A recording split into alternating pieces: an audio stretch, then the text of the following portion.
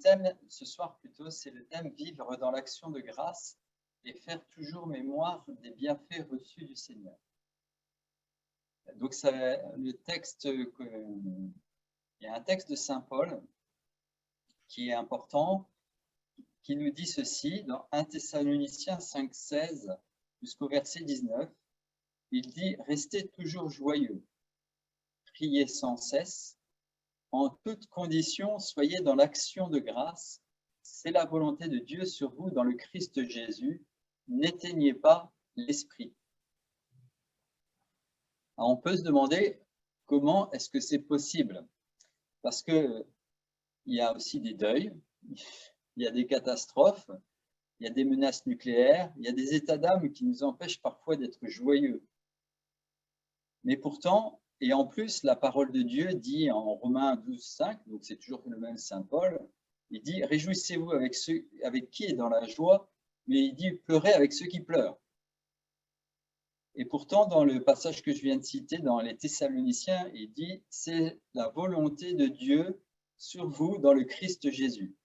Alors on peut se demander, est-ce que c'est seulement pour les Thessaloniciens? En fait, non, puisque l'épître, elle nous est donnée pour l'Église universelle. Et puis, Saint Paul ajoute bien, en toutes conditions, soyez dans l'action de grâce. Alors, on peut répliquer encore, mais alors, Jésus sur la croix, il a dit, mon Dieu, pourquoi m'as-tu abandonné? Donc, quelquefois, ça peut être des raisonnements qui habitent notre cœur ou notre tête. Hein.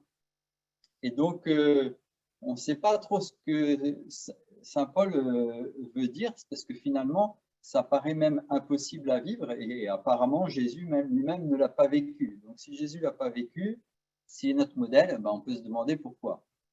Alors, comment comprendre? En fait, ça montre une première chose. Vous voyez, la joie, vivre dans l'action de grâce, c'est une décision. Même quelquefois, c'est une ascèse. Ça veut dire qu'on va se réjouir volontairement. C'est pas un jour je vais bien, il fait beau, il y a du soleil, donc je loue. Et puis le lendemain, il pleut, ou il y a de la neige, il y a un verglas, et puis je ne loue plus. Il y a vraiment une volonté de Dieu, en fait, que nous soyons dans l'action de grâce et que nous fassions toujours mémoire des bienfaits du Seigneur.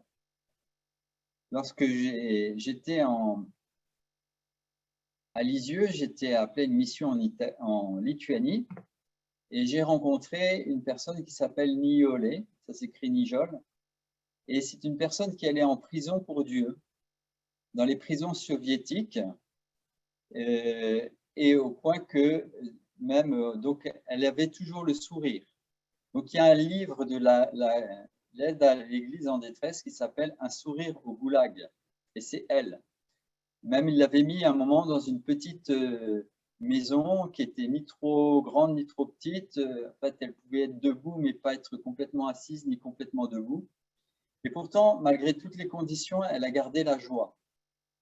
Ils ont essayé de la tuer parce que, bon, ils ne voulaient pas la tuer de façon un peu publique parce que, comme elle était journaliste, on savait à l'Occident qu'elle était vivante. Donc, comme les communistes voulaient regarder, garder la face, ils ne l'avaient pas tuée, mais ils ont essayé. Donc, à un moment, elle a perdu tous ses cheveux, ce qui veut dire qu'elle était soumise à des radiations. Et dans tout ça, elle a gardé toujours la joie.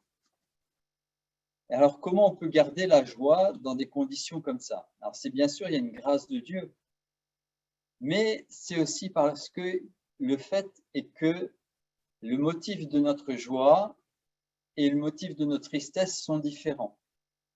En fait, le motif le plus profond de notre joie, c'est ce que nous fêtons tous les dimanches, c'est la résurrection du Seigneur. C'est le fait que Jésus est ressuscité. C'est le salut qui nous est définitivement acquis, la vie éternelle, qui nous est acquise par Jésus et que nous avons à accueillir. Ce qui veut dire que même, lorsque j'ai un deuil, par exemple, je suis triste pour la personne, mais vous savez, il y a des gens qui vivent des sentiments ambivalents puisqu'ils sont tristes que la personne soit partie, mais en même temps, elle souffrait tellement qui sont contents qu'elle soit soulagée, vous voyez. Donc l'objet de notre joie et l'objet de notre peine sont différents. Et l'objet de notre joie, lui, il est éternel. C'est-à-dire que Jésus, il est ressuscité. Demain, il sera ressuscité. Aujourd'hui, hier, il était ressuscité.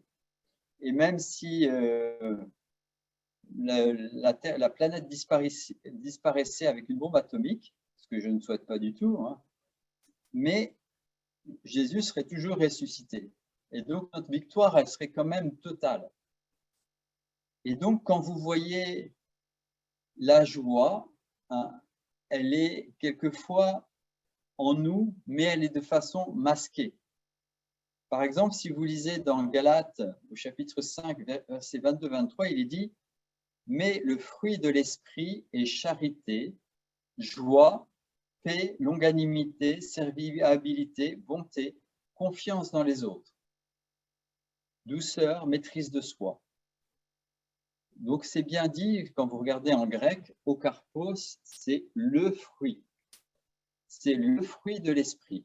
Ce n'est pas les fruits, c'est le fruit. C'est important.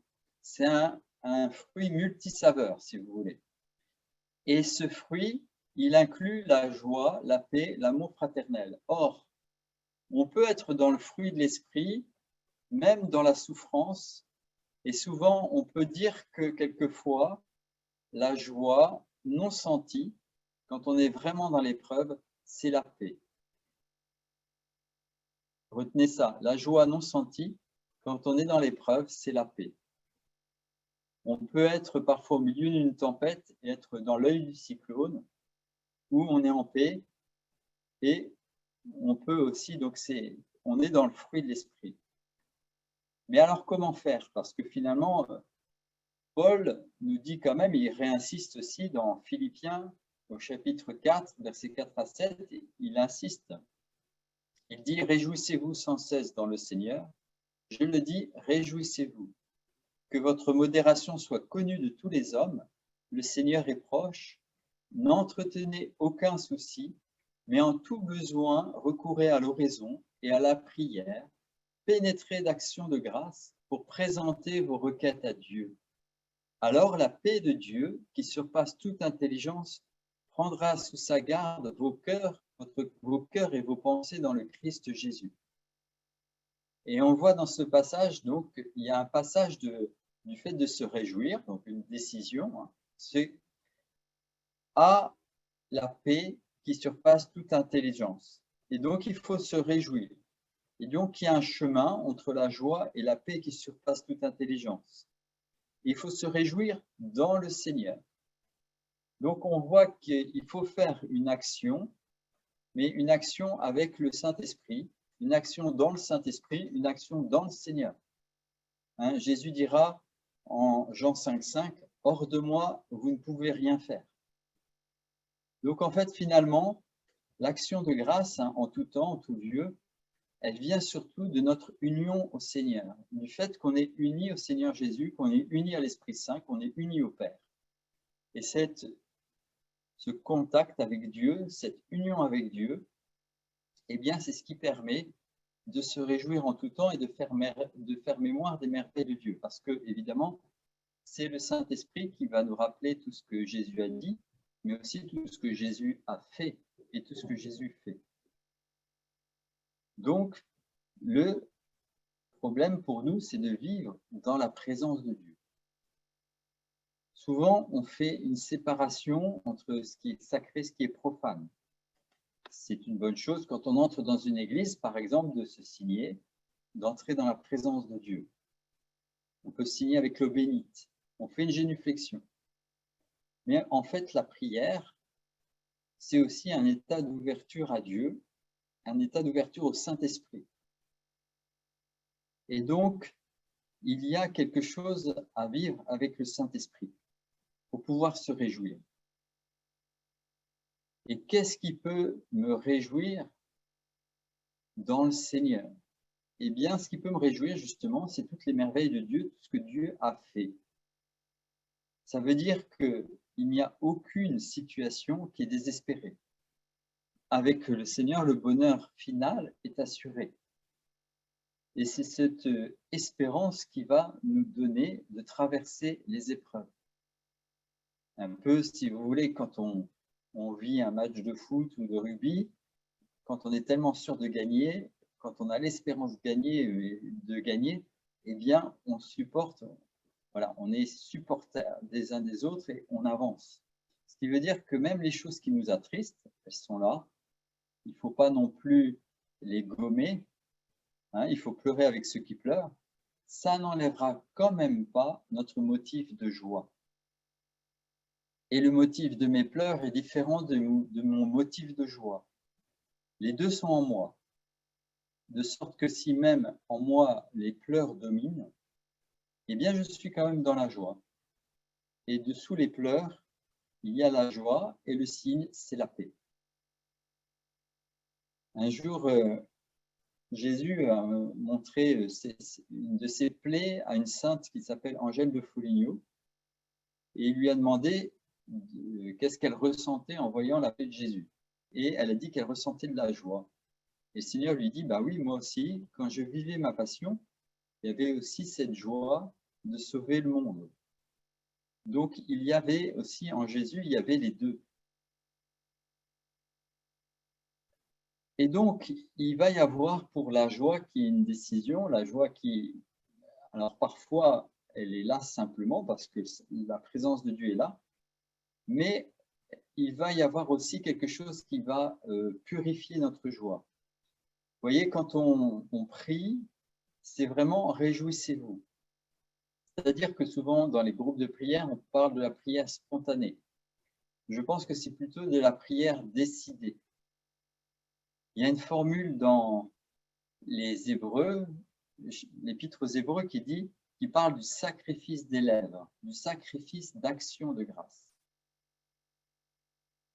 Et donc, ce sacrifice d'action de grâce, c'est le fait de rendre grâce au Seigneur, quelquefois quand on ne le sent pas, quand on ne le voit pas. Et quand même humainement, eh bien, cela paraît difficile. Et on entre dans la joie, quelquefois en passant par les pleurs. Et quand on voit Jésus sur la croix, hein, il dit « Mon Dieu, pourquoi m'as-tu abandonné ?» Alors, il y a plusieurs façons de comprendre ce que dit Jésus à ce moment-là, parce qu'il vit l'épreuve la plus terrible. C'est vrai qu'il vit exactement tout ce que nous avons vécu, et d'une façon, donc dans sa chair, il ressent l'abandon de Dieu. Et en même temps, quand il dit ça, il s'agit d'un psaume, le psaume 22. Et le psaume qui dit « Mon Dieu, pourquoi m'as-tu abandonné? Loin de me sauver les paroles que je rugis. Mon Dieu, le jour où j'appelle et tu ne réponds pas. La nuit, point de silence pour moi. » Puis après, ça continue. « Des taureaux nombreux me cernent, de fortes bêtes de Bashan m'encerclent. » Puis ça continue. « Sauve-moi de la gueule du lion, de la corne du taureau, ma pauvre âme. » Et puis tout à coup, après avoir dit ça, c'est « J'annoncerai ton nom à mes frères, en pleine assemblée, je te louerai. Vous qui craignez le Seigneur, louez-le, toute la race de Jacob, glorifiez-le, redoutez-le, toute la race d'Israël, car il n'a point méprisé ni dédaigné la pauvreté du pauvre, ni caché de lui sa face, mais invoqué par lui, il écouta. » Et l'épître aux Hébreux dira que parce qu'il s'est soumis en tout, hein, il a été exaucé. Alors on voit que dans le même psaume, on passe carrément d'un état d'âme de déréliction, de tristesse la plus profonde, à tout à coup l'annonce de la joie, l'annonce de l'exaucement. Et c'est vrai que Jésus sur la croix prie, il prie sans cesse. Il prie avec les psaumes. Hein, les psaumes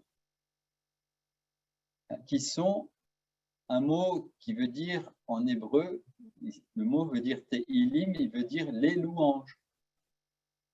Donc quand Jésus dit « Mon Dieu, pourquoi m'as-tu abandonné ?» il est en train de dire les louanges.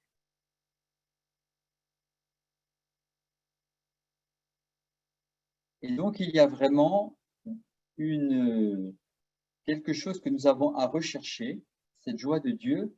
Il y a vraiment à la décider. Il y a quelque chose dans lequel il faut y entrer. Et pour y entrer, donc le conseil de saint Paul, je le rappelle, réjouissez-vous sans cesse dans le Seigneur. Donc, il y a une espèce d'entraînement permanent. Le matin, je me réveille, je loue le Seigneur. Le soir, je me couche, je loue le Seigneur. À midi, je me vais manger, je loue le Seigneur. La première communauté prenait la nourriture avec action de grâce. Voilà, il y a comme un entraînement sans cesse dans le Seigneur. Je le redis, il insiste, réjouissez-vous. Que votre modération soit connue de tous les hommes. Il ne s'agit pas de faire des grands cris, etc. C'est la vraie joie. Le Seigneur est proche, n'entretenez aucun souci, mais en tous vos besoins, recourez à l'oraison et à la prière, pénétrez d'actions de grâce pour présenter vos requêtes à Dieu. Et quand nous faisons l'expérience, souvent nous faisons cette expérience, quand nous décidons de louer, de prendre un temps de louange. Après avoir loué, nous nous sentons mieux. Les soucis sont toujours là. La situation n'a pas changé. C'est nous qui sommes changés. C'est nous qui entrons dans la paix. Donc, l'action de grâce, vivre dans l'action de grâce, ce n'est pas quelque chose de facile. Vous voyez, ça demande une ascèse, un effort, quelque chose qui n'est pas si facile que ça. Alors, comment être dans cette action de grâce sans cesse? Comment faire toujours mémoire des bienfaits du Seigneur? Comment le vivre? Parce que le but, c'est de le vivre dans notre vie de tous les jours. Eh bien, il faut se rapprocher peut-être de ceux qui l'ont vécu, qui sont dans les Actes des Apôtres. Et on voit, quand vous lisez les Actes des Apôtres, que les disciples, la première communauté chrétienne, étaient fidèles à l'action de grâce, à la fraction du pain, à l'enseignement des apôtres et aux prières. Et une des compréhensions du prier sans cesse de saint Paul, c'est un prier sans cesse dans la culture juive, dans la culture où finalement il vivait encore avec le temple de Jérusalem, où il y avait la prière du matin, la prière du soir, il y avait des holocaustes toute la journée. On voit les apôtres qui montent à la 3e heure, à la 6e heure, et c'est là qu'il se passe des guérisons. Ils continuent de pratiquer. Et pour prier sans cesse, il faut que ce soit complètement incarné dans notre vie. Et donc, ils ont suivi la liturgie du temple. Cette liturgie qui n'existe plus. Mais il y a la liturgie de l'Église.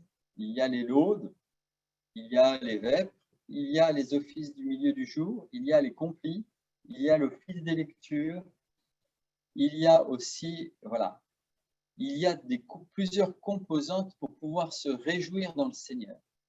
On peut se réjouir avec justement les offices de l'Église qui reprennent les psaumes, qui reprennent les louanges. Et de cette manière, on est connecté avec tous les consacrés, tous les frères, tous les sœurs, tous les prêtres qui prient en même temps ou pas en même temps, mais puisqu'il y a tous les fuseaux horaires sur toute la terre. Vous voyez, il y a une façon de vivre le prier sans cesse. Ce n'est pas prier sans cesse, c'est prier sans cesse. C'est réjouissez-vous au pluriel dans le Seigneur. C'est-à-dire que si à un moment je faiblis, un autre peut être dans la joie pour moi. Et par cette liturgie qui est universelle, catholique, eh bien déjà nous sommes reliés à la prière inspirée des louanges, des psaumes, sur toute la terre. Et comme dans la culture juive, on est très concret. Quand Dieu dit tu aimeras le Seigneur de tout ton cœur, de tout ton esprit, de toutes tes forces. Ces paroles que je te donne, tu les mettras sur ton front. Alors, ils mettent un rouleau avec les paroles sur le front. Et tu les mettras sur tes portes. Alors, ils mettent une mezouza sur la porte avec le premier commandement où c'est écrit. Vous voyez, il le met avec des fils autour des bras. Et donc, vivre la louange, vivre l'action de grâce sans cesse, voilà, eh bien, c'est quelque part se donner une forme de discipline qui est très, très incarnée. Le matin, je loue, le soir, je loue, à midi, je loue, avec quelque part des heures fixes. Parce qu'on on a tendance toujours à affaiblir, vous voyez, à ne pas être régulier et à vivre ça avec le cœur, qui fait que avec des moments vraiment fixes et surtout la messe. La messe, c'est l'action de grâce. Et je vous parlais du sacrifice d'action de grâce. Hein, on est rendu présent au sacrifice de Jésus et donc à sa mort, sa résurrection, jusqu'à ce qu'il nous envoie le Saint-Esprit. Donc, on est rendu présent dans ce sacrifice d'action de grâce.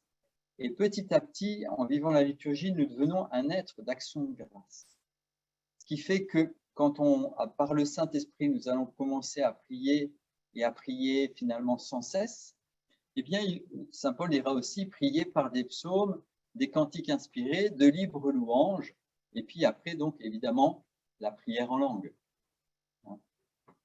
Et donc, tout ça, ça doit contribuer à notre être. Il n'y a pas d'un côté les tradis et de l'autre côté les charismatiques. Il y a tout qui contribue à la louange de Dieu. Il n'y a pas les religieux, les diocésains. Il y a toute l'Église qui doit louer le Seigneur. Alors, selon notre condition, évidemment, une mère de famille, un père de famille, il ne peut pas faire tous les offices, mais il doit prier sans cesse. Donc, il peut faire le matin. Alors maintenant, en plus, c'est facile, on a le site AELF, on peut avoir un office de l'Aude, un office de Vêpres, s'unir à la prière de tous ceux qui prient, hein, un peu partout dans le monde. Et on devient comme ça un être de louange. On devient comme Jésus. Hein. Jésus bénissait le Père. Et vous savez que, alors, au début du renouveau charismatique en France, en tout cas à Saint-Sulpice, il y avait une évangélique qui était venue, qui priait en langue, Kim Collins. Et est arrivé un jour un dominicain qui regardait ces phénomènes un peu bizarres de repos dans l'esprit, de chant en langue, etc. Et il l'a écouté prier en langue. Et en fait, elle qui était protestante, elle priait le Magnificat en araméen. Et lui, c'était un professeur de langues anciennes, un dominicain qui connaissait très bien les langues. Donc voilà. Et elle chantait le cantique de Marie en araméen. Donc un cantique qui est déjà écrit, qui est le Magnificat, qui est dans l'évangile de Luc. Vous voyez. Et donc le Saint-Esprit nous inspire. Alors parfois, c'est pas forcément cette forme de langue, puisque ça peut être tout est langage, dit Saint Paul, ça peut être une expression de notre cœur qui n'est pas forcément articulée. Il peut y avoir les langues mystérieuses, il peut y avoir les langues, justement. Voilà, elle priait dans la langue de Jésus. Et donc, il y a tout qui doit contribuer dans notre vie à faire mémoire des bienfaits de Dieu. Et donc, cette messe, la messe, par exemple, où on fait mémoire de la mort et de la résurrection de Jésus, c'est le maximum de l'action de grâce. C'est le maximum des bienfaits de Dieu. Et donc, une façon, par exemple, d'entrer vraiment dans la louange, ça va être de vivre sa messe, tout simplement. De la vivre autrement. De la vivre comme le sommet de notre journée. Comme quelque chose qui va nous remplir, qui va nous unir à Dieu, qui va nous donner la force, évidemment, puisqu'on va manger le pain de vie. Hein? Et donc, tout doit contribuer à cette louange. Tout doit contribuer à cette glorification de Dieu, à cette bénédiction. Et petit à petit, vous voyez, on parle en langage chrétien des vertus. Les vertus, c'est quoi? C'est des habitus. Un habitus, c'est comme, vous savez, quand on fait quelque chose tout le temps, il y a un pli qui se forme. Et donc, pour la louange, c'est pour ça que je dis que souvent, c'est une prière d'abord décidée. On va louer Dieu, on se décide à louer Dieu, on se décide à ouvrir la bouche, on se décide à entrer dans la bénédiction.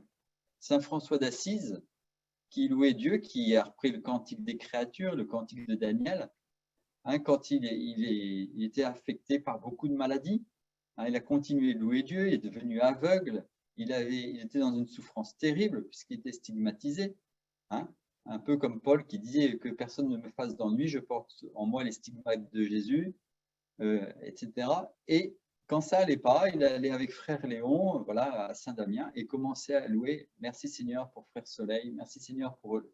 Il n'était pas dans un état intérieur de consolation. Et il entrait dans la louange, pauvrement, en donnant tous ses états d'âme au Seigneur. Pour entrer dans la louange, il n'y a pas besoin d'être dans un état d'âme qui soit propice, au contraire. Et quelquefois, eh bien, on peut porter comme ça, voilà, on entre dans cette louange. Cette habitude de la prière, de la bénédiction.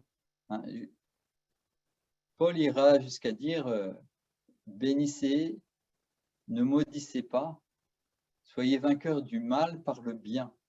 Voilà, quand on nous attire, quand on nous critique, quand on dit des choses fausses, mal, de mauvaises sur nous, eh bien, bénissons ceux qui font ça. Je prends un autre exemple. Alors, un exemple de Sainte Thérèse d'Avila. Sainte Thérèse d'Avila, donc, quand elle a fait les fondations, tout ce que vous voulez, le Seigneur, à un moment, elle était très, très critiquée. Et alors, elle se réjouissait. Elle disait, bah, merci, parce que si tu savais vraiment comment j'étais à l'intérieur, ce serait pire. Et elle disait que ça nous purifie. Alors, elle situe ces choses-là où ce que le Seigneur permet. Alors, elle est sainte, on le sait, puisque maintenant, dans les 6e demeures, c'était un peu avant le mariage spirituel. Et donc, il faut considérer que quand on vit ces épreuves, notamment la calomnie ou la médisance ou les choses comme ça, il faut les considérer comme une bénédiction. C'est une béatitude. Imaginez que Jésus dit dans la 8e béatitude, « Bienheureux êtes-vous si l'on vous insulte, si l'on vous persécute, si l'on dit faussement toutes sortes de mal à cause de moi, soyez dans la joie et l'allégresse. C'est bien ainsi qu'on a persécuté les prophètes, vos devanciers. » On a faim et soif de la parole de Dieu dans le parcours osé, mais sachez que quand on porte la parole, eh bien, on est persécuté. On n'est pas compris. Saint François d'Assise disait « Merci Seigneur pour la joie de ne pas être compris ». Il ne faut pas chercher à être compris. Il faut chercher à dire la vérité. Mais si le Seigneur, quelquefois, permet qu'on ne soit pas compris, ce n'est pas grave. Il a en main notre réputation, il a en main notre destinée, si nous lui avons tout donné. Et quelque part, toute critique, tout ça, on peut toujours le prendre de façon à ce que ça nous détache un peu de nous-mêmes. Et si on est détaché de nous-mêmes, eh bien, évidemment, on entre dans la force de Dieu. On peut dire du mal de moi. Alléluia. Peu importe.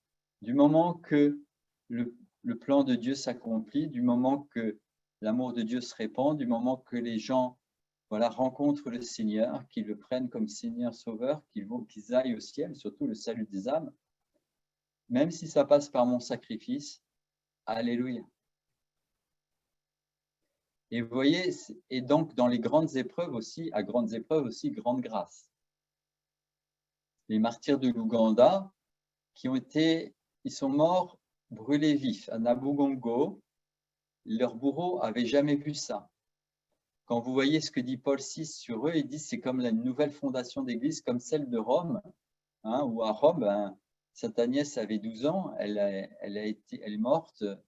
Il y avait des gens qui se convertissaient quand il y avait des chrétiens qui mouraient, et certains chrétiens mouraient dans la joie. Mais c'était à Nabugongo, donc les martyrs de l'Ouganda. Donc, ils sont sur le chemin déjà, ils coupaient quelques têtes et puis arrivaient, donc ils essayaient de faire peur, vous voyez. Il y avait le petit Kizito qui n'était même pas baptisé, qui était jeune. Et pourtant, ils sont morts dans une grande joie. Et donc là, évidemment, il y a une grâce spéciale pour les épreuves spéciales.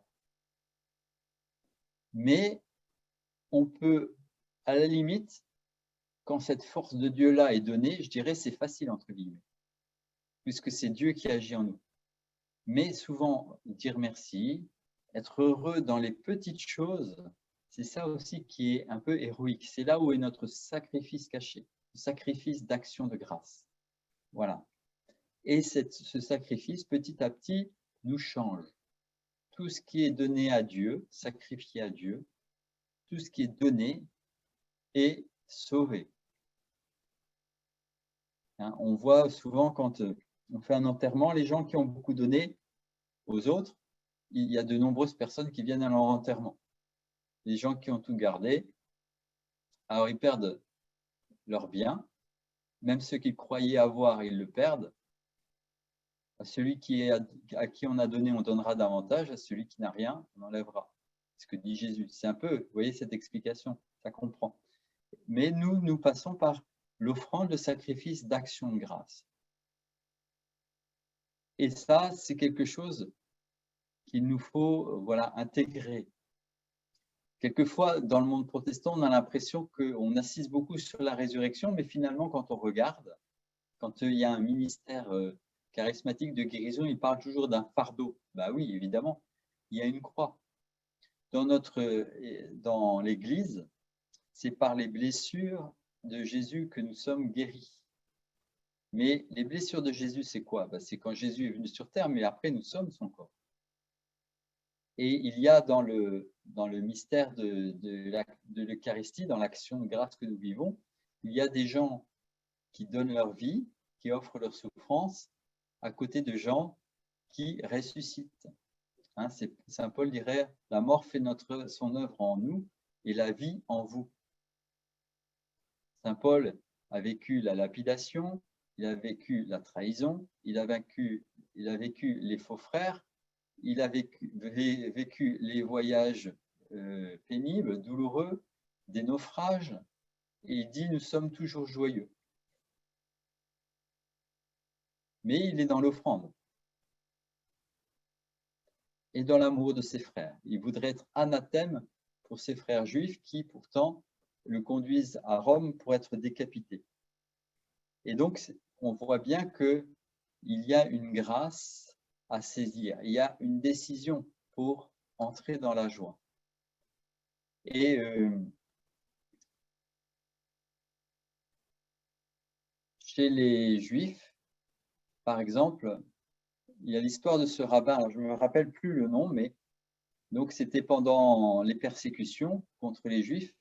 Il y a une réunion et comme le rabbin, le rébé qui était très connu, donc ils étaient tous à la réunion et c'était vraiment un moment dramatique. Et alors le rabbin, vous savez, chez les Juifs, il y a ce qu'on appelle les nikudim. Ce sont des paroles, des mélodies qui sont sans parole.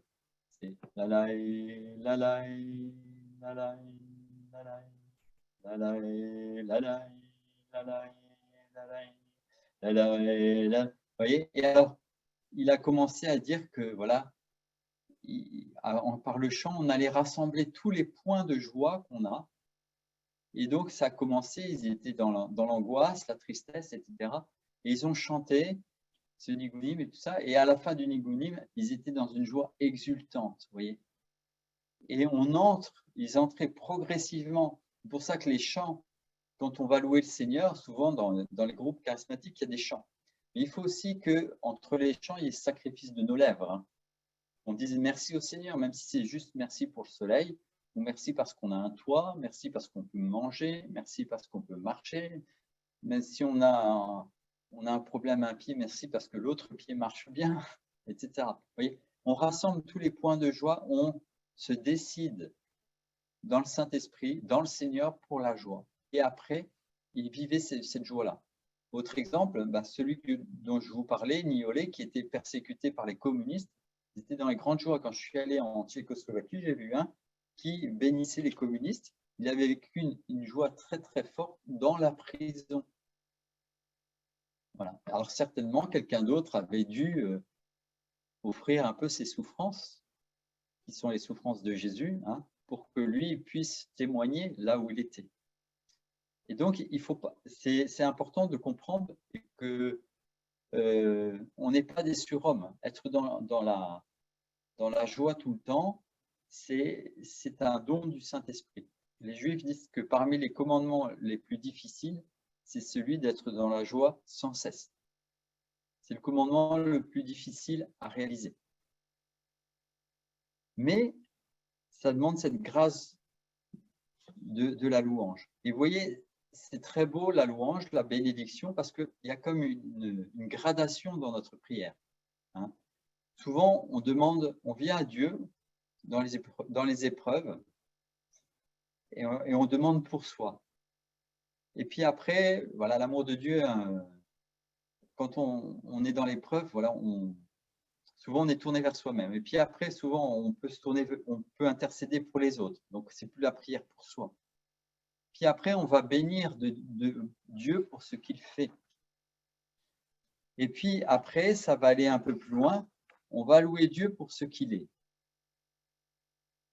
Là, c'est plus intéressé.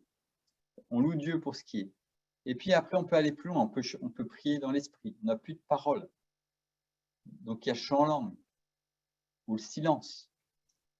On est simplement dans la présence de Dieu. Et à la fin, voilà, on devient comme un être de louange. Sainte Élisabeth de la Trinité, elle voulait être une louange de gloire, mais dans le Carmel, dans la règle du Carmel, ce qu'elle préférait, c'était le silence. Parce qu'après, tout notre être est une louange de Dieu. Tout notre être bénit Dieu. Hein. Les arbres crient de joie, disent les psaumes. Hein. Les cieux racontent la gloire de Dieu. Le firmament l'annonce. Voilà. Et donc, il y a vraiment et plus notre prière, voilà, elle est gratuite, elle est pas une prière de demande, mais elle est une prière d'action de grâce, plus on entre en Dieu, et Dieu habite les louanges d'Israël, disent les psaumes. Plus on est dans la présence de Dieu, plus on est proche du trône de la grâce. Et j'aime bien cette expression que disait donc un frère dominicain, Rémi Chapacher, il dit « Il vaut mieux prendre l'ascenseur de la louange que l'escalier de l'intercession. » En intercession, on demande pour nous, on casse la tête au Seigneur quelque part. Et quand on bénit le Seigneur pour ce qu'il a fait, déjà, hein, vous savez, quand quelqu'un vous fait un cadeau et que vous le remerciez, il a envie de vous donner. Déjà, quand vous cassez un peu moins la tête au Seigneur, enfin, on ne casse jamais la tête au Seigneur, mais vous comprenez ce que je veux dire. Mais déjà, quand on est dans la bénédiction et l'action de grâce, voilà, on est déjà plus proche de l'exaucement. Et quand on loue Dieu pour ce qu'il est, parce qu'on l'aime, voilà, quand on est dans la gratuité, eh bien, ce que disait Rémi Chapacher, c'est que les anges nous servent. Et pendant qu'on loue Dieu, eh bien, des choses qui se passent. Et là, je parlais il n'y a pas très longtemps, parce qu'il y a de plus en plus de groupes de louanges autour de Paris, puis, vous savez, et avec des guérisons. Ça se multiplie, voilà. Cet après-midi, on a eu pas mal aussi de guérisons. On a vu tout de suite là, ce que le Seigneur faisait. Mais voilà, entrer dans la louange gratuite. Et après, eh bien, quand on devient un être de louange, voilà, on est bien dans la présence de Dieu. On va commencer à goûter des choses du ciel. Et ça ne va pas dépendre, entrer dans la joie ne dépend pas des circonstances. Notre joie ne dépend pas des circonstances, elle dépend de Dieu. Dieu peut faire naître la joie alors que vous êtes en prison. Saint Paul et Silas, dans des Actes des Apôtres, ont été enfermés. Ils avaient les pieds dans les fers. Et à minuit, au lieu d'essayer de dormir, ils chantaient les louanges de Dieu. Et la prison a tremblé. Le geôlier a cru qu'ils étaient partis. Alors, comme le geôlier était responsable des personnes, avec les Romains, si les personnes s'échappaient, eh bien, il aurait été torturé, tué par les Romains. Donc, il était prêt à se donner la mort. Et Saint Paul lui dit, non, non, fais pas ça. Et il est baptisé avec toute sa famille. Mais vous vous rendez compte, à minuit, en pleine nuit, il a été persécuté, ils ont été, Paul et Silas ont été persécutés, ils sont dans les fers, rien que ça. Et ils chantaient les louanges de Dieu. Essayez, par exemple, de vous mettre une chaîne de 20h à 24h, de chanter les louanges de Dieu comme ça, rien que juste pour voir, même au chaud chez vous. Vous verrez, c'est 4 heures comme ça, vous allez tenir. Et, vous voyez, et ils étaient dans l'action de grâce. Et le Seigneur, voilà, le ciel touchait la terre. Dieu habite les louanges d'Israël, Dieu habite les louanges de son peuple, et la terre a tremblé.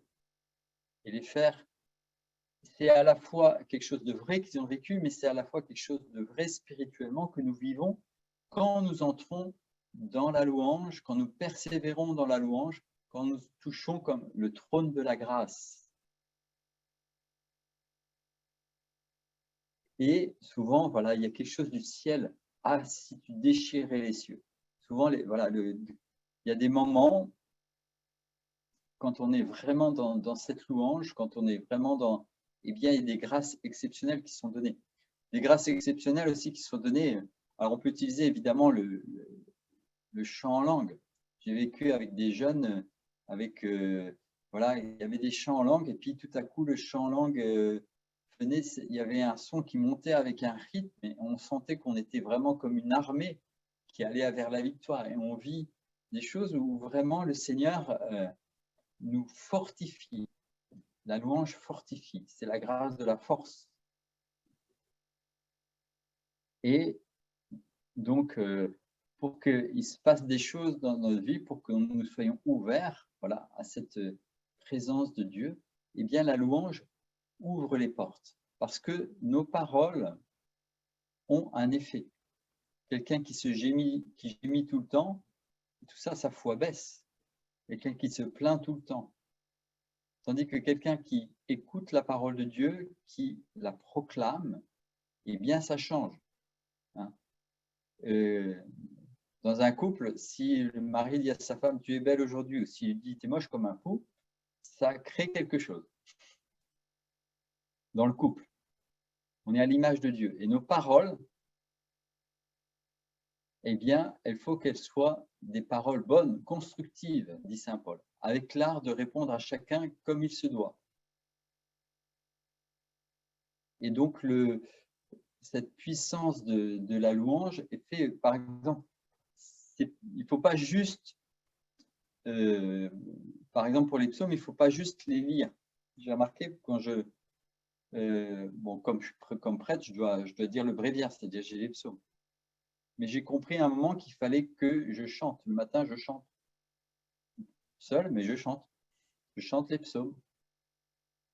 Parce que le fait de le dire, de proclamer la victoire. Hein. Et alors, ce qui est fou, c'est que souvent, il y a des gens pour qui je prie. Et en fait, bon, c'est le moment de dire l'office. Et en lisant l'office, en fait, les paroles de l'office sont pour cette personne. Où le psaume décrit son état d'âme. Donc, plutôt que de demander la prière, qu'elle prenne l'office, vous voyez, et plein de fois comme ça. Parce que, évidemment, Dieu, dans sa pédagogie, quand il a donné la liturgie, Dieu donne les temps et les moments. Hein, le Père décide les temps et les moments. Il nous fait vivre des choses dans des temps et des moments. On va entrer dans le carême. Il va y avoir une grâce qui va être donnée pour la conversion, etc. Et aussi pour la louange. Et donc, voilà.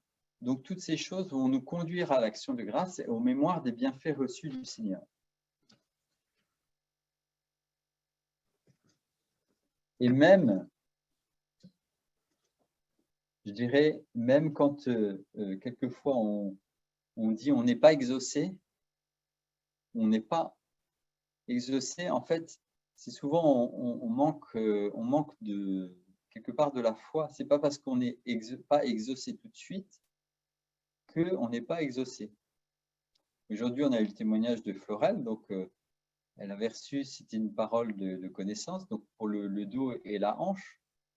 Et puis, elle s'est dit d'abord, c'est pour moi. Elle était très touchée, elle a pleuré. Puis après, elle s'est dit, non, il y en a d'autres. C'est pas pour moi.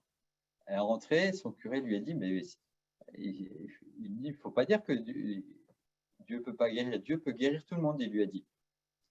Et puis après, ça a empiré. Pendant 2 jours et 2 nuits, elle a eu encore plus mal. Elle dit, oh Seigneur, c'est pas possible, j'ai encore plus mal qu'avant. Alors qu'au lit, elle se sentait, c'était l'endroit où elle s'entendait le mieux. Elle a eu plus mal pendant 2 jours et 2 nuits. Et le 3e jour, ça allait mieux. Puis après, elle a monté l'escalier, elle prenait toujours sa canne et elle s'est dit, tiens, c'est bizarre, j'ai pas pris ma canne. Vous voyez. Alors, il faut persévérer dans la louange. Vous voyez, il faut quand il y a souvent une erreur dans les groupes de prière parce que quelquefois on dit je sens, mais en fait c'est dans notre esprit qu'on perçoit quelque chose. C'est pas dans mon corps, c'est pas mon intellect qui comprend quelque chose, c'est en esprit. C'est pas forcément, vous n'en avez pas forcément une manifestation sensible très forte pour que ça vienne de Dieu, puisque le démon peut agir sur le sensible et sur l'imaginaire. Donc entrer dans la louange, dans l'action de grâce, c'est vraiment une décision. C'est-à-dire, on n'est pas des chrétiens yo-yo. Un jour, je suis en haut, un jour, je suis en bas. Un jour, je suis en haut, un jour, je suis en bas. Il y a vraiment, c'est plutôt lié à l'esprit de force. Et je vous dis, il faut mieux parler de prière décidée. On va décider de louer, on va décider de prendre un bon temps de louange, on va décider de prendre une belle musique, voilà, pour entrer dans le Seigneur. Et une fois qu'on est dans la grâce de Dieu, qu'on est évidemment, ce qu'on vit dans l'esprit se répercute après dans l'intelligence et dans le corps. Et donc, après un moment de louange, nous sommes mieux, nous sommes changés. Et le Seigneur nous permet de vivre de sommet en sommet. Amen. Qui a répondu à une de mes... qui m'a éclairé sur un sentiment que je ressentais, parce que j'ai vécu dernièrement, récemment, au mois d'août, le décès de ma mère. Et je m'étonnais d'être dans une paix. Et à tout moment, je m'attendais à descendre, en fait, à me dire que cette paix, elle ne va pas durer. Et en fait, vous avez répondu à ma question qui est cette... vous avez parlé de... Comment dire j'essaie de retrouver le terme exactement. C'était la joie non sentie, qui est la paix, en fait, dans la détresse et dans l'épreuve. Et je me dis vraiment qu'effectivement, le Seigneur était présent. Et c'est cette joie non sentie, de cette paix que j'ai ressentie, que je ressens toujours, en fait. Donc voilà, c'était pour vous dire que vous m'avez éclairé par rapport à ça. Et merci, en fait, tout simplement. Donc, ça a été clair, l'enseignement était clair, c'est pour ça, ça a été clair. Oui, ça a été... c'est clair. Mais, voilà. oui, mais c'est court à dire, c'est long à vivre. Oui, c'est ça. Je voulais savoir justement, parce que vous dites, voilà, c'est une décision, on décide de rentrer dans cette joie, mais comment faire quand l'autre ne l'éprouve pas? Comment l'amener à cela?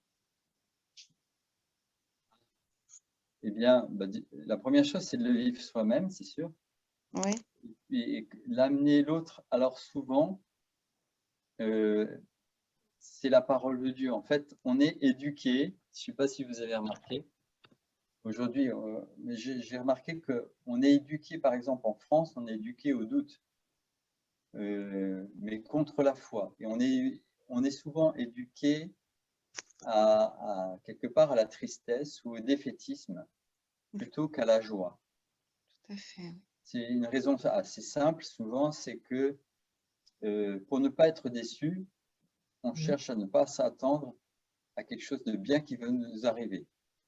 Et du coup, ça ne nous arrive jamais, puisque de toute façon, comme on a peur d'être déçu, on ne demande jamais vraiment une guérison, vraiment de... Voilà. Et puis, du coup, on est dans les tristesses. Donc, les gens qui sont tristes ou qui refusent la joie, ou bien ils pensent que c'est superficiel.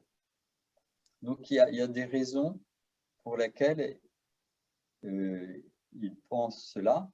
Et après, même s'ils ne pensent pas ça, ils peuvent être dans un état où vous avez beau raisonner, ça ne fonctionne pas. Alors, une personne, Dieu est lumière et Dieu est amour. Si c'est un état où la personne est mal, eh bien, il vaut mieux manifester quelque chose qui est de l'ordre de la charité, je ne sais pas, l'aider dans sa détresse, ou vous voyez, quelque chose qui est une aide, Oui, qui va être quelquefois concrète, pour que l'amour de Dieu passe. Et si c'est vraiment dans son esprit, parce que voilà, il y a des obstacles à la joie, vous savez, il y a certains milieux, voilà, c'est pas très correct. Et bien là, il faut éclairer, il faut sentir un peu. Donc, comme chaque personne est différente, c'est important d'avoir un certain discernement, donc de demander ce discernement au Saint-Esprit et qui nous inspire soit les bonnes paroles, soit les bons actes à faire. Ou simplement, s'il n'y a rien à faire au niveau de la personne, à prier dans l'esprit pour elle. Vous voyez, il y a plusieurs choses. Et après, je dirais que c'est toujours dans les talents, c'est nous qui exerçons. Dans les charismes, c'est Dieu qui fait et nous qui coopérons à l'œuvre de Dieu. Donc après, souvent, la prière, ça consiste à s'effacer et à laisser Dieu passer, à laisser l'Esprit Saint faire les choses. Et à simplement le remercier de ce qu'il va faire. Par exemple, je demande la joie. Je te remercie, Seigneur, pour cette personne, pour la façon dont tu vas donner la joie. Je te remercie, Seigneur, pour les événements que tu vas mettre sur sa route, qui vont pouvoir l'éclairer, qui vont pouvoir la faire sortir de son état. Je dirais que ce qui met en œuvre la puissance de Dieu, c'est sa parole. Et puis, c'est ce que nous inspire le Saint-Esprit. On ne peut pas avoir complètement une recette. On est chacun unique. Il n'y a vraiment que le Saint-Esprit qui sonde jusqu'aux profondeurs de Dieu, mais il sonde aussi notre être et l'être des personnes avec qui nous sommes. Et donc, c'est lui aussi qui établit la relation entre le Père et le Fils. Donc, c'est vraiment, je dirais, le laisser agir. D'accord. Merci. Parce que souvent, on veut faire à la place de Dieu. Et dans ce domaine-là, évidemment, il n'y a que le Saint-Esprit qui peut, de l'intérieur de la personne, soit changer son état ou à l'intérieur même d'elle-même, l'éclairer. Une question, j'ai une amie qui est chrétienne mais non pratiquante et qui, voilà, de discussion en parlant avec elle, qui se pose beaucoup de questions sur Dieu, sur ce qu'il fait, des événements qui arrivent, voilà, entre guillemets, de l'actualité, et qui, du coup, n'a pas l'espérance et la foi, et je ne sais pas quoi lui dire. C'est compliqué. Oui. Elle est vraiment déstabilisée. Elle me dit non, mais tout ce qui arrive, c'est pas possible. Et je dis mais non, enfin voilà, l'espérance. Et je dis mais pour toi, pour son, comment dire, pour sa vie personnelle, je dis prie Dieu, prie, tu es son enfant bien-aimé, prie. Elle me dit mais non, il va s'occuper de moi. Voilà, elle n'a pas la foi. Qu'est-ce que je peux lui dire? Le témoignage. Justement, aujourd'hui, on était à plus de guérison. Il y a eu 2 témoignages. Il y avait une jeune de 17 ans qui a été guérie du dos. Et justement, elle disait, elle allait mieux, elle était étonnée. Et elle ne pensait pas que Dieu pouvait s'occuper d'elle. Et l'autre, elle ne croyait pas que c'était pour elle. À chaque fois que quelqu'un ne croit pas, il y a un peu cette on vit comme des orphelins quand on n'a pas l'Esprit Saint, quand on s'éloigne de l'Esprit Saint.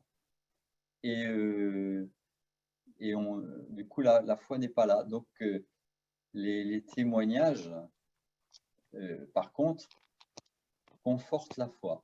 Si Dieu a fait ça pour elle, elle peut bien le faire pour moi. Lui montrer que, voilà, moi je dirais du témoignage. Ok. Et puis, peut-être aussi, quand on parle avec les gens, c'est important, moi j'ai remarqué, il y a des paroles de Dieu, c'est bien de les apprendre par cœur. Que dans la conversation, voilà, la parole de Dieu, elle agit par elle-même. L'écriture, c'est pas pareil, parce que on la met pas en œuvre. La foi naît de ce que l'on entend, dit saint Paul. Il dit que si vous lui avez jamais annoncé que Jésus était mort, ressuscité pour nos péchés, qu'il avait envoyé l'Esprit Saint, qui était monté au ciel, voilà, si on lui a jamais dit et que les signes qu'on voit, c'est parce que Jésus est ressuscité, si on ne le proclame pas, si on ne le dit pas, si on ne dit pas ce que Dieu a fait dans nos vies, on a vu une conversion, quand nous-mêmes on a rencontré le Seigneur, voilà, donc le témoignage. Mais alors, je vais juste… Et après, laisser Dieu faire. Oui, je sais d'essayer de faire, la mais… parole de Dieu, quand elle est semée, que tu dormes pas, tu ne sais pas comment ça germe. Alors, j'ai juste une Il y a la dernière… question de la patience après, Oui, parce que nous, on est dans la génération du tout de suite. c'est vrai. Mais alors, j'ai une dernière… quelle réponse je pourrais donner? Parce que voilà, c'est quelqu'un… Enfin, j'ai autour de moi des personnes qui peuvent être chrétiennes, mais non pratiquantes. Mais, entre guillemets, ce qui me dit… Alors, ils ont mon témoignage, OK, qui est fort, mais…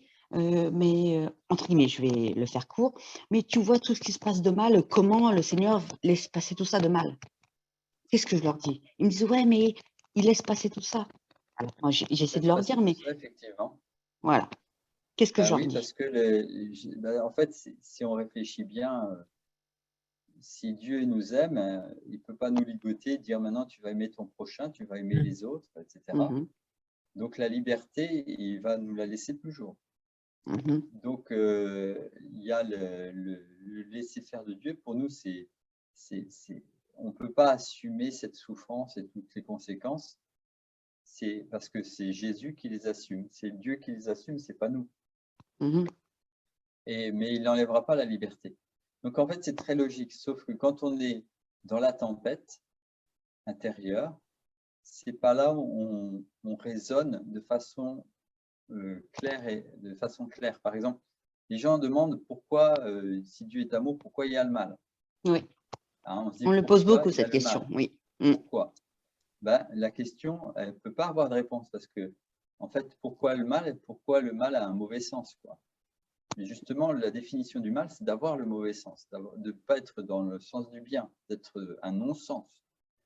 Donc, généralement, Dieu ne répond pas à la question, parce que ce n'est pas une question, vous voyez, c'est quelque chose, on ne peut pas répondre parce que ça n'a pas de sens. Quel est le sens du mal? Ça n'a pas de sens. Par contre, Dieu vient dans la situation et il change la situation. Ou il change la personne. Voilà. Donc, c'est pas… quand quelqu'un se noie, vous savez, quelquefois, il s'agite, tout ça, il a peur, on doit l'assommer pour le porter. Mais ce n'est pas la personne qui se noie, qui se pose des questions, qui peut comprendre. C'est celle qui est sur le bord de la rive, qui dit, ah bah, là-bas, il y a un banc de sable, vous avez juste 50 cm à faire et puis vous y êtes, quoi.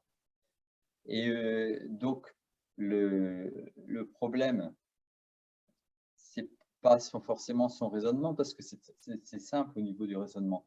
Le problème, c'est l'agitation intérieure, le manque de paix, qui fait que on n'est pas ouvert à ce que Dieu montre, à ce qu'il dit. Alors, là aussi, il faut laisser Dieu faire. Vous voyez bien que c'est hors de notre… il y a beaucoup de choses qui sont hors de notre portée. Et souvent, on a un piège du malin parce qu'on pense qu'on peut y arriver ou presque, et puis en fait, on s'épuise à ça, et puis ça ne sert à rien. Là, je dirais, c'est la force de la prière. Vous voyez? Mais donc, ça, pardon, je vous coupe, ça veut dire que c'est moi qui prie pour elle, puisqu'elle ne croit pas, enfin, elle croit, Oui, enfin, c'est vous qui elle n'y priez croit pour plus. elle. Ok. Oui, parce qu'elle croit plus, c'est un manque de confiance en Dieu. Mais pourquoi Oui, il y a, Évidemment, ouais, il y a le fait de ne pas pratiquer, le fait de perdre la foi, c'est lié. Hein. Parce que moi, d'accord. je dis aux gens qui sont chrétiens non pratiquants, je leur dis, je suis nudiste non pratiquant. Hein. Ok. Non, parce que si je fais pas, je ne crois pas ce que Dieu me dit. Aimer Dieu, c'est bien à la messe. Aimer mes frères, c'est bien à la messe. Aimer son prochain, voilà, sans que ce soit juste un réseau d'entre nous où il y a tout le monde, c'est dans la paroisse, c'est à proximité. C'est à la messe que tu écoutes la parole de Dieu, c'est à la messe que tu reçois le pain de vie qui mange mon corps et boit mon sang à la vie éternelle. Elle ne fait pas ça depuis des années, donc elle est morte spirituellement. Oui. Donc de toute façon, elle peut pas comprendre. Donc la prière, et voilà, il faut une résurrection. Il faut qu'elle Ok. prenne conscience que, enfin, pour l'analyse, Oui, oui. c'est elle-même. Voilà. Après, pour nous, on ne peut pas forcer les gens. Comme dit Sainte Bernadette, je suis chargé de vous le dire, je ne suis pas chargé de vous faire croire. Donc, c'est pas, le piège du démon, c'est de se charger de la faire croire, de faire le travail de Dieu à la place de Dieu, et du coup de perdre la paix. C'est là qu'est le piège. Bon, bah, tu ne crois pas, je vais prier pour toi, je ne réponds pas à tes questions. Voilà. Donc, Puis, vous voulez me comme dire je disais que… aussi, c'est un Oui. peu s'effacer, laisser Dieu passer et être patient, parce que comme Dieu est patient, il saura trouver le moment où la personne sera ouverte, où il pourra se passer quelque chose. Ok. Donc, vous voulez nous dire, je vous Oui. coupe, pardon, que dans ces moments de… Enfin, c'est une amie et plusieurs amis, IE ou I, quand il y a ce genre de discussion, je ne dis rien, je prie pour eux et je laisse agir. Oui, parce que souvent, c'est stérile. Ok. Il ne faut pas entrer dans leur terrain. Il vaut mieux, plutôt que de parler de ça, il faut mieux raconter un témoignage. Ok. Voilà, oui, parce que c'est clair. Et puis, donc, aussi bénir le Seigneur pour de pouvoir entendre ça, de pouvoir le porter dans la prière et pour la victoire. De toute façon, quoi qu'il arrive, à la fin, on a la victoire. Parce qu'à un moment, ils vont se trouver devant Dieu. Quand vous dites de prier pour mes amis ou ma famille, peu importe, enfin voilà, prier pour ceux qui ne croient pas, c'est quoi, une prière tous les jours? Qu'est-ce qu'on fait? Prier, on vient d'en parler. Oui, je sais, mais c'est pour ça que je vous demande concrètement, qu'est-ce qu'on fait? Ben moi, eh bien, on entre dans la louange de l'Église, par exemple. Vous pouvez dire les offices. Alors, concrètement, Jésus dit, quand vous demandez quelque chose, croyez que vous l'avez reçu et cela vous sera accordé.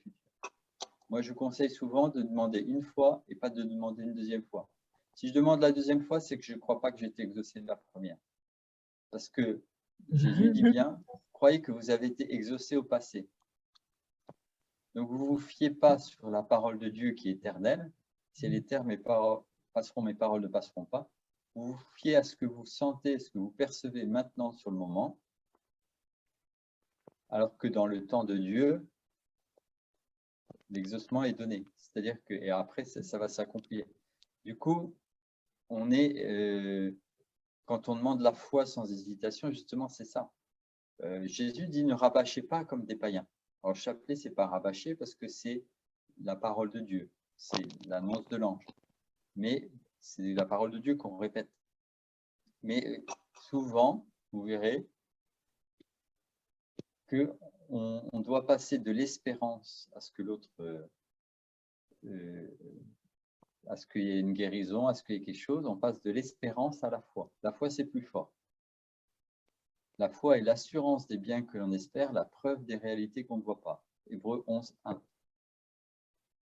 Donc, le fait que vous demandiez une deuxième fois montre que vous n'êtes pas dans la foi. Alors, ce qu'il faut faire, peu importe la prière, c'est que cette foi grandisse. Si ce qui fait grandir votre foi, c'est la louange, ben louez. Si ce qui fait grandir votre foi, c'est le chapelet, ben faites le chapelet. Si ce qui vous fait grandir votre foi, c'est aller à la messe, faites la messe. Si c'est dire les offices, dites les offices. Si c'est plutôt des libres louanges, ben dites des libres louanges. mais vous entrez dans la foi. Le problème, il est plus là. Parce que dans le temps de Dieu, Sainte Monique a prié 20 ans pour Saint Augustin. C'est pas parce qu'elle a pleuré pendant 20 ans qu'elle a été exaucée. C'est parce que le temps de Dieu est le temps de Dieu.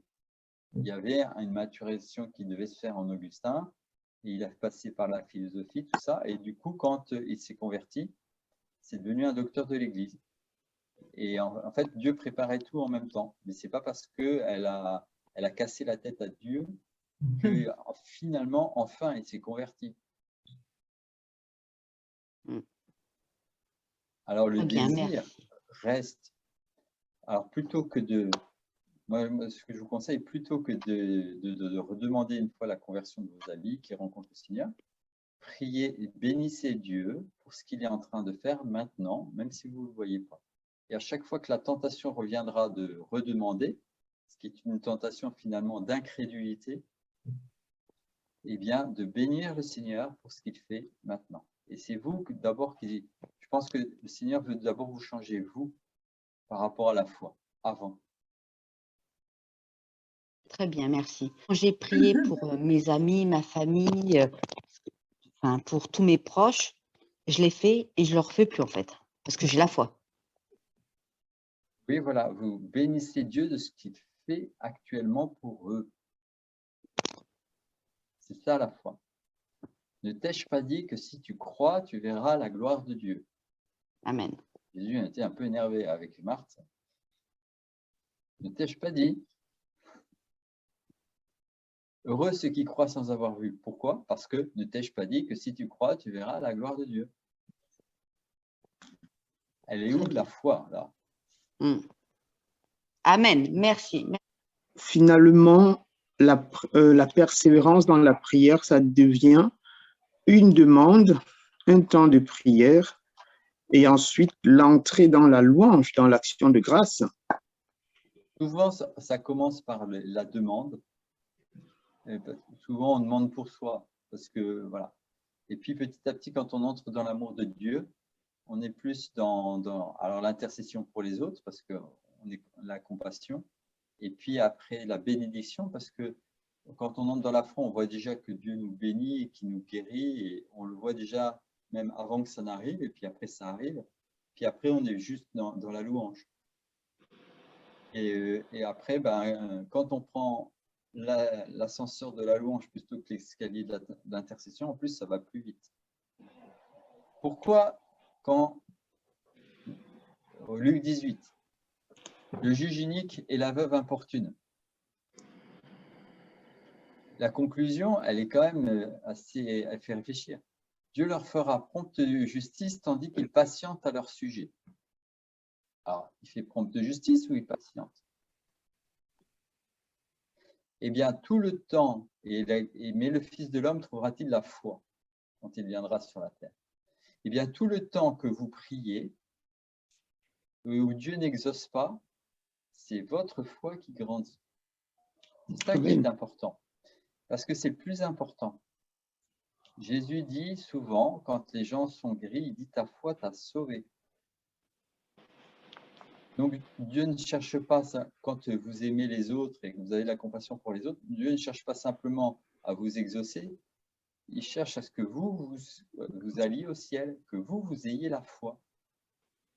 Si vous n'êtes pas capable de croire à une petite guérison, un petit changement, comment vous pouvez croire que Dieu vous ressuscitera avec votre corps à la fin des temps?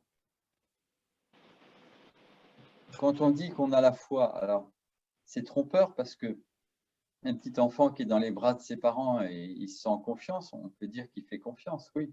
Mais non, la confiance, c'est la maison est en feu, tu entends la voix de ton père qui dit saute, et là, tu vas dans la foi. Et cette foi, elle grandit donc avec la parole de Dieu, avec le témoignage des autres, avec les autres aussi, qui prient avec nous, qui n'étant pas, nous, dans l'épreuve ou la désolation au moment où on y est, peuvent nous dire non, rappelle-toi les merveilles de Dieu, etc. Et du coup, qui nous tire vers le haut. Mais voilà, est-ce que nous avons la foi? C'est ça en fait la grande question, parce que quand je vais faire le sacrifice d'action de grâce avec mes lèvres, je dis ce que je crois, mais je ne dis pas ce que je vois et je ne dis pas ce que je sens, parce que le sentiment. C'est ça le sentiment, ça sent et ça ment. Oui, parce que comme le diable en plus peut agir sur notre être sensible, il peut nous tromper. Donc il faut se baser sur la foi. Parce que si on ne se base pas sur la foi, la guérison commence, on dit Alléluia. Il y a un petit combat spirituel, il y a un symptôme qui revient, on dit ah bah tout est fini, on baisse les bras. Et on se fait voler la guérison. Donc, alors du coup, je réponds à Amélie, je crois que la meilleure prière finalement, ce sera quand même la louange. De ne plus s'en occuper, c'est Dieu qui s'en occupe. Nous, on loue Dieu. Quand je m'occupe des affaires de Dieu, Dieu s'occupe des miens. Donc, je dirais la louange. Amen. Et s'il y a d'autres questions? Donc, mon Père, vous savez nous prier, nous bénir, D'accord. si vous voulez bien. Parce que, voilà. Et puis, petit à petit, quand on entre dans l'amour de Dieu, on est plus dans alors l'intercession pour les autres, parce qu'on est la compassion. Et puis après, la bénédiction, parce que quand on entre dans la foi, on voit déjà que Dieu nous bénit et qu'il nous guérit. Et on le voit déjà même avant que ça n'arrive. Et puis après, ça arrive. Puis après, on est juste dans la louange. Et après, quand on prend l'ascenseur de la louange plutôt que l'escalier de l'intercession, en plus, ça va plus vite. Pourquoi, quand au Luc 18, le juge unique et la veuve importune, la conclusion, elle est quand même assez, elle fait réfléchir. Dieu leur fera prompte justice tandis qu'ils patientent à leur sujet. Alors, il fait prompte justice ou il patiente? Eh bien, tout le temps, mais le Fils de l'homme trouvera-t-il la foi quand il viendra sur la terre? Eh bien, tout le temps que vous priez, où Dieu n'exauce pas, c'est votre foi qui grandit. C'est ça qui est important, parce que c'est le plus important. Jésus dit souvent, quand les gens sont guéris, il dit ta foi t'a sauvé. Donc Dieu ne cherche pas, quand vous aimez les autres et que vous avez de la compassion pour les autres, Dieu ne cherche pas simplement à vous exaucer, il cherche à ce que vous alliez au ciel, que vous ayez la foi. Si vous n'êtes pas capable de croire à une petite guérison, un petit changement, comment vous pouvez croire que Dieu vous ressuscitera avec votre corps à la fin des temps? Quand on dit qu'on a la foi, alors c'est trompeur parce que un petit enfant qui est dans les bras de ses parents et il se sent en confiance, on peut dire qu'il fait confiance, oui. Mais non, la confiance, c'est la maison est en feu, tu entends la voix de ton père qui dit saute, et là, tu y vas dans la foi. Et cette foi, elle grandit donc avec la parole de Dieu, avec le témoignage des autres, avec les autres aussi, qui prient avec nous, qui n'étant pas, nous, dans l'épreuve ou la désolation au moment où on y est, peuvent nous dire non, rappelle-toi les merveilles de Dieu, etc. Et du coup, qui nous tire vers le haut. Mais voilà, est-ce que nous avons la foi? C'est ça en fait la grande question, parce que quand je vais faire le sacrifice d'action de grâce avec mes lèvres, je dis ce que je crois, mais je ne dis pas ce que je vois et je ne dis pas ce que je sens, parce que le sentiment. C'est ça le sentiment, ça sent et ça ment. Oui, parce que comme le diable en plus peut agir sur notre être sensible, il peut nous tromper. Donc, il faut se baser sur la foi. Parce que si on ne se base pas sur la foi, la guérison commence, on dit Alléluia. Il y a un petit combat spirituel, il y a un symptôme qui revient, on dit ah bah tout est fini, on baisse les bras. et on se fait voler la guérison. Donc, alors du coup, je réponds à Amélie. Je crois que la meilleure prière, finalement, ce sera quand même la louange. De ne plus s'en occuper. C'est Dieu qui s'en occupe. Nous, on loue Dieu. Quand je m'occupe des affaires de Dieu, Dieu s'occupe des miennes. Donc, je dirais la louange. Amen. Est-ce qu'il y a d'autres questions? Donc, mon Père, vous savez vous prier, nous bénir, D'accord. si vous voulez bien. Eh bien, Seigneur, je te prie pour chacun qui est à l'écoute maintenant. Et je te demande que chacun puisse établir dans sa vie des temps de prière, de louange gratuite pour chanter ta gloire, pour chanter ta magnificence, pour chanter tes bienfaits. Viens les renouveler, Seigneur, dans le Saint-Esprit. Viens les renouveler dans la joie qui vient de l'Esprit. Amen. Viens purifier leur joie. Viens accorder cette grâce de force qui permet de te louer en toutes circonstances. Amen. Viens les établir aussi dans la douceur et la paix Amen. par rapport à toutes leurs inquiétudes, dans la certitude que tu es bon, que tu vas les bénir et que tu les mènes à bon port. Viens les bénir abondamment au nom du Père et du Fils et du Saint-Esprit. Amen.